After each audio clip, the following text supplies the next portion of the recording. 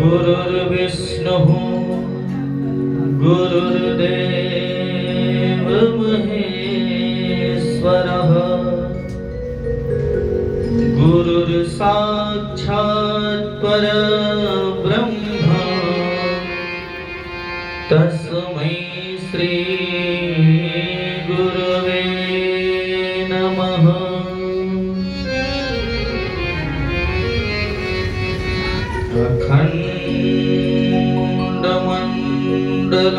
अखण्डमण्डलाकारं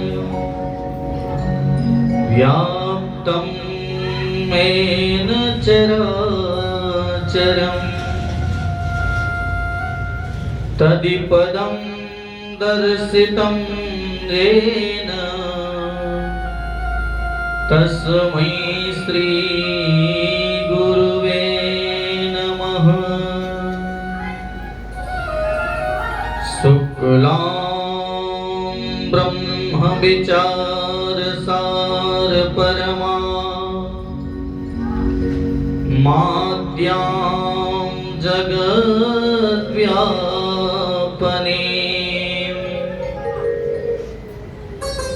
वीणा पुस्तकधारणेऽभयद्यां जाड्यान्धकारापहम् हस्ते स्फटिकमालिकां विदधति पद्मासने संस्थितां वन्दे तां परमेश्वरी भगवती बुद्धिप्रदां शारदाम्। अतुलितबलधामं हेमशैलाभदेहं दनुजवन्कृशानं ज्ञानिनामग्रगण्यम् सकलगुणनिधानं वानराणामधीशं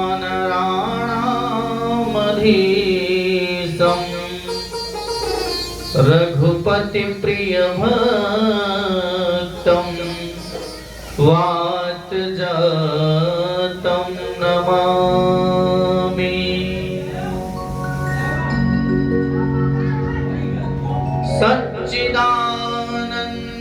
सच्चिदानन्दरूपाय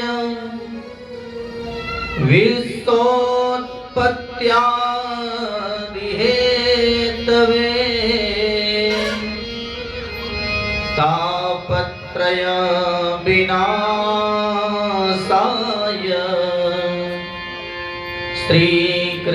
श्रीकृष्णाय वयं नमः। यं प्रव्रजन्तमनुपेतमपेतकृत्यं द्वैपायनो विरहकातरया जुहाव पुत्रेति तन्मयतया तरवोऽभिनेदोस् त्वं सर्वभूतहृदयं मुनिमानतोऽस्मि। बोले श्रीमद्भागवत महापुराण की जय, सद्गुरुदेव भगवान की जय, श्री वृंदावन बिहारी लाल की जय। जय जय श्री राधे।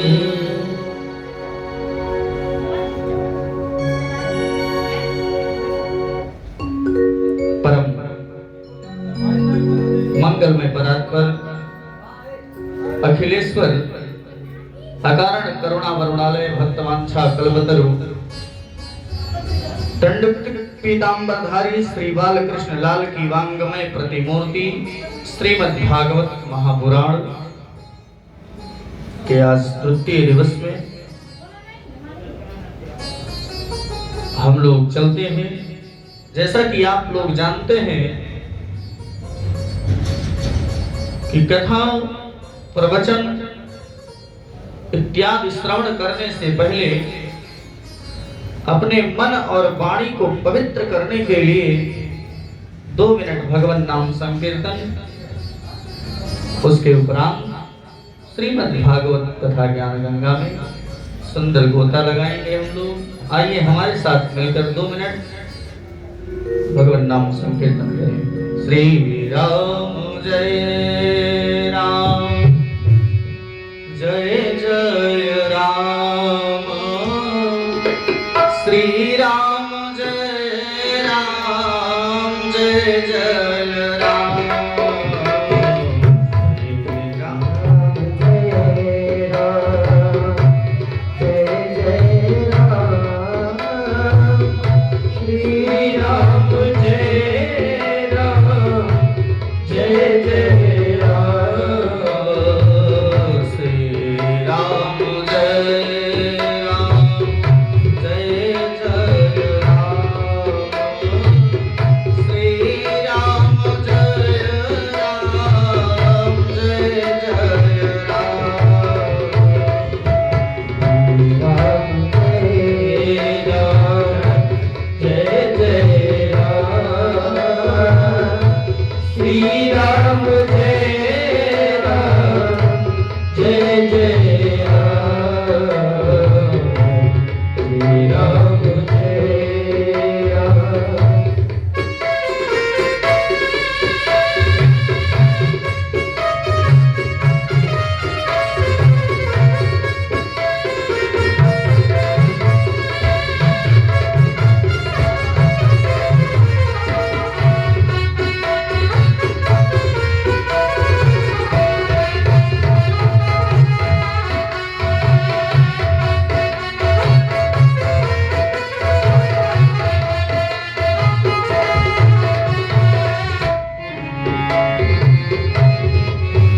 बोले राघवेंद्र सरकार की जय।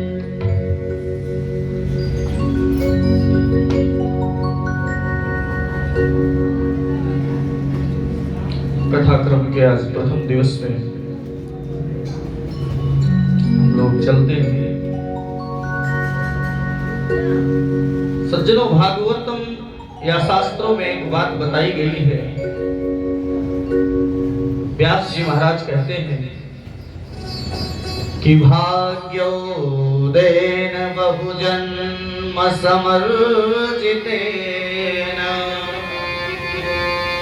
सत्संगमं च लभते पुरुषो यदा वै अज्ञान हेतु कृतमोहमधान्त कारणासं विधाय हि तयोदयते विवेकः। भाग्योदयेन बहुजन्म समर्जितेन सत्संगमं च लभते पुरुषो यदा वै। एक जन्म का नहीं, अनंत जन्मों के जब भाग्य उदय होते हैं तभी हमें श्रीमद् भागवत कथा श्रवण पाने में मेरी रुचि हो पाती है। अन्यथा कथा को श्रवण नहीं कर पाते। अनंत जन्मों का जब पुण्य उदय होता है तभी हम लोग श्रीमद् भागवत कथा ज्ञान गंगा में गोता लगा पाते हैं। भागवत क्या है? भागवत क्या है? कैसे सुनी जाती है भागवत? इसका सुनने का नियम क्या है? कैसे कथा कराएं? इन सब बातों का जिसमें विशुद्ध विवेचन हो उसे हम महात्मा कहते हैं। क्यों? क्योंकि अगर विक्रम ज्योत यहाँ से जाना है तो मार्ग होना चाहिए, आपको मार्ग का ज्ञान होना चाहिए। जब तक आपको मार्ग नहीं पता होगा तब तक आप विक्रम ज्योत नहीं जा सकते। महात्मा हमें रास्ता बताता है, उसी को हम महात्मा कहते हैं। कैसे सुनी जाए कथा, इसका नियम क्या है, कितने दिन सुना जाए,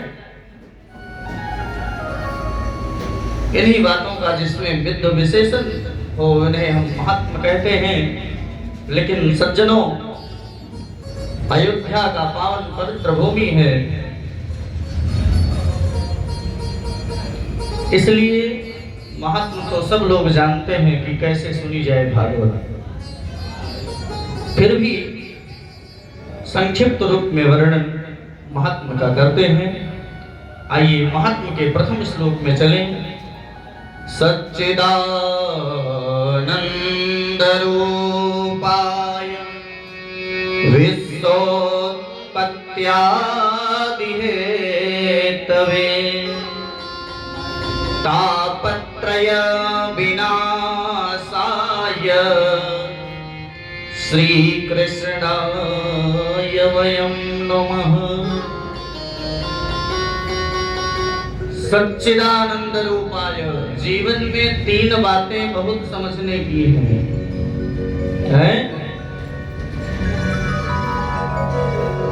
जीवन में तीन बातें बहुत समझने की हैं। पहली है सत, दूसरी है चित और तीसरी है आनंद। ये सत और चित और आनंद है क्या? जो त्रिकालाबाधित सत्य है, आदि मध्यांतर सत्य है। जो पहले सत्य था, मध्य में सत्य बचेगा, लास्ट में सत्य ही बचेगा। ऐसे सत्य को हम प्रणाम करते हैं। सत्य कौन? भगवान का पहला नाम क्या है? सत्य। दूसरी बात बताई गई चित। चित माने प्रकाश। चित माने होता है प्रकाश। मान लीजिए रात्रि में हमें कथा करना है तो हमें प्रकाश की जरूरत पड़ेगी। बिना लाइट के कोई कार्य नहीं हो सकता। लेकिन उस परमात्मा को कभी लाइट की जरूरत नहीं पड़ती। वह स्वयं प्रकाश का स्वरूप है, इसलिए उसका नाम चित है। तीसरी बात बताई गई आनंद। ये आनंद क्या है? आनंद क्या है?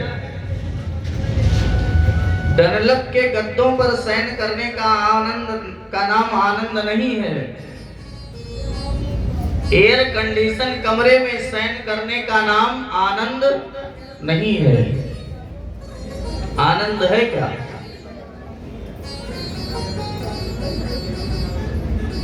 आनंद है क्या? एक और बात है, दुनिया की जितनी चीजें हैं आप सबका उल्टा कर सकते हैं। जैसे सुख का उल्टा दुख, रात्रि का उल्टा प्रकाश, अंधकार का उल्टा प्रकाश, विद्वान का उल्टा मूर्ख। लेकिन आनंद का उल्टा क्या होगा? आनंद का उल्टा कुछ हो सकता है?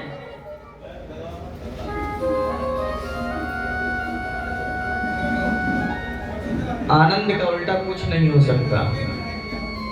नहीं हो सकता हो तो बहुत पढ़े लिखे लोग हैं, लिख के भेज दे मंच पे कि आनंद का उल्टा भी होता है। एक जगह कथा हो रही थी तो एक सज्जन बैठे थे, बोले महाराज जी आनंद का उल्टा भी होता है। हमने कहा क्या होता है? बोले निरानंद। हमने कहा हो बड़े आदमी यार, निरा तो तुमने अपनी तरफ से लगा दिया, आनंद जैसे कैसा है, कहाँ उल्टा हुआ? आनंद का उल्टा कभी कुछ हो नहीं सकता। क्यों? क्योंकि आनंद अंदर की चीज है, बाहर होती ही नहीं। कन्फर्म हो गया, सत भी श्री कृष्ण है, चित भी श्री कृष्ण है और आनंद भी श्री कृष्ण है। विश्वोत्पत्त्यादि हेतवे, जो विश्व को बनाता है, उसका पालन करता है, उसको लय कर देता है। तापत्रय विनाशाय, तीनों प्रकार के तापों को नष्ट करने में जिनमें शक्ति है। कौन कौन से ताप? दैहिक, दैविक, भौतिक तापा, राम राज्य का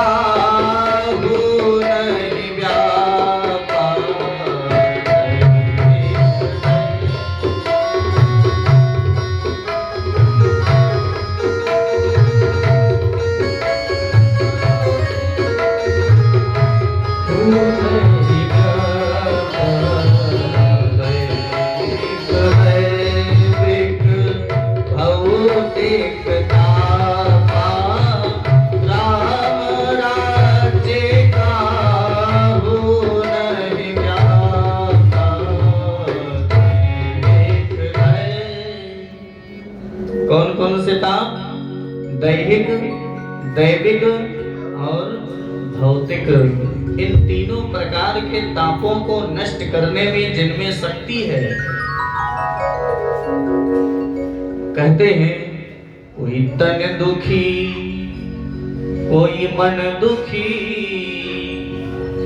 कोई धन बिन रहत उदास, थोड़े थोड़े सब दुखी, सुखी राम के दास। संसार में ऐसा कोई व्यक्ति नहीं है जो अपने सर पे हाथ रख के कह सके मैं सुखी हूं।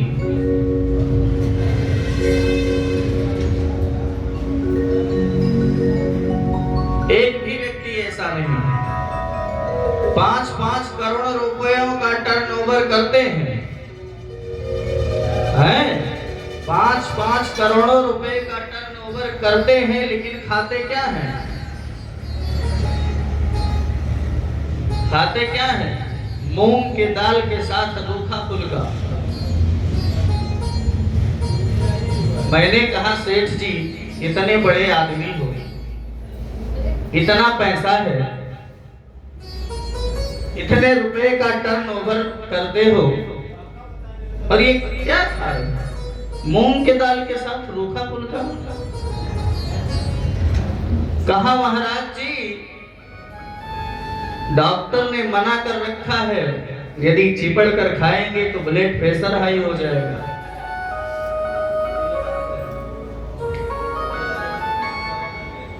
संपत्ति बहुत है, लेकिन खाते क्या है? मूंग के दाल के साथ रूखा फुल्का।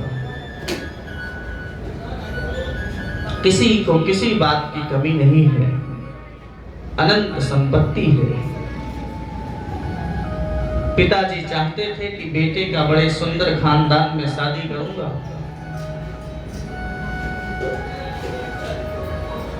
और बाद में बेटा क्या करता है? पिताजी का सोचना विचारना सब बंद।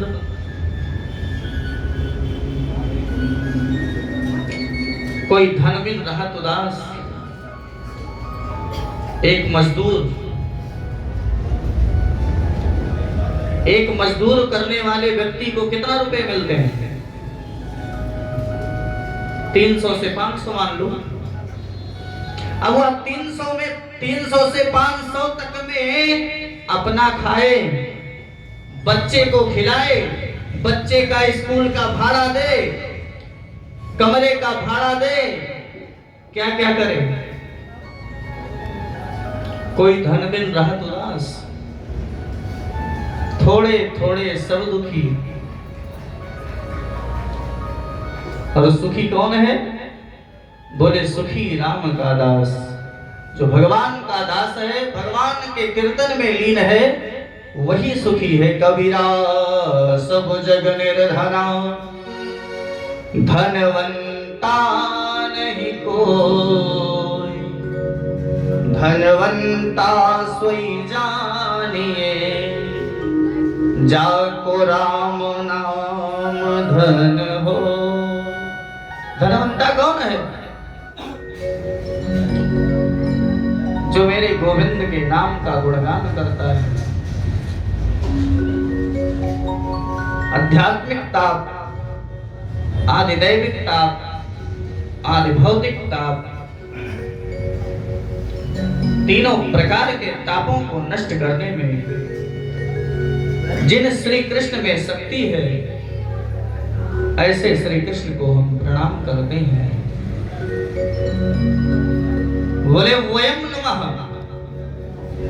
मतलब मैं नहीं, या केवल एक नहीं, हम सब मिलके उनको प्रणाम करते हैं। बोले कृष्ण कन्हैया लाल की।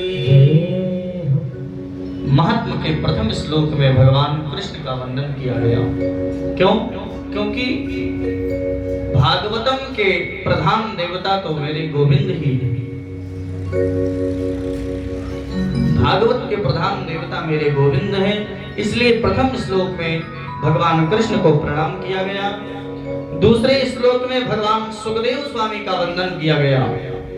यम प्रव्रजन्तमनुपेतमपेत कृत्यम, द्वैपायनो विरह कातरया जुहाव, पुत्रेति तन्मयतया तरवोऽभिनेदोष, त्वं सर्वभूत हृदयं मुनिमानतोऽस्मि। जिन भगवान सुखदेव स्वामी ने जन्म लेते ही संन्यास को ग्रहण कर लिया, ऐसे सुखदेव स्वामी का वंदन किया गया। सज्जनों, आज जैसे इस पवित्र भूमि पर हम लोग बैठकर सुंदर श्रीमद् भागवत कथा ज्ञान गंगा में गोता लगा रहे हैं, ऐसे ही कथा प्रवचन करने के लिए बड़े सुंदर स्थान बताए गए हैं, जिन्हें हम कहते हैं नैमिषारण्य क्षेत्र। शरीर से यहाँ, मन से आइए चलते हैं नैमिषारण्य क्षेत्र में। 88,000 ऋषि बैठे हैं।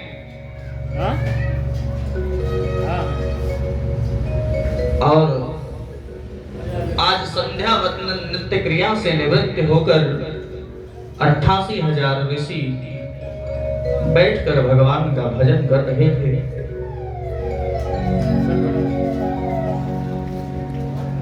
भजन कर रहे थे, इतने में भगवान सूत जी महाराज का आगमन होता है। और जैसे सूत जी महाराज का आगमन होता है नैमिषारण्य की भूमि पर, इतने में 88,000 ऋषि सब खड़े होते हैं और खड़े होकर प्रणाम करने लगते हैं। साष्टांग लेट जाते हैं सूत जी महाराज के चरणों में। ये सूत जी महाराज कौन हैं? व्यास जी महाराज के परम प्रिय शिष्य। सूत जी महाराज के चरणों में जब 88,000 ऋषि लेट जाते हैं, तो सूत जी महाराज कहते हैं, ऋषियों, यह सब आप क्या कर रहे हो?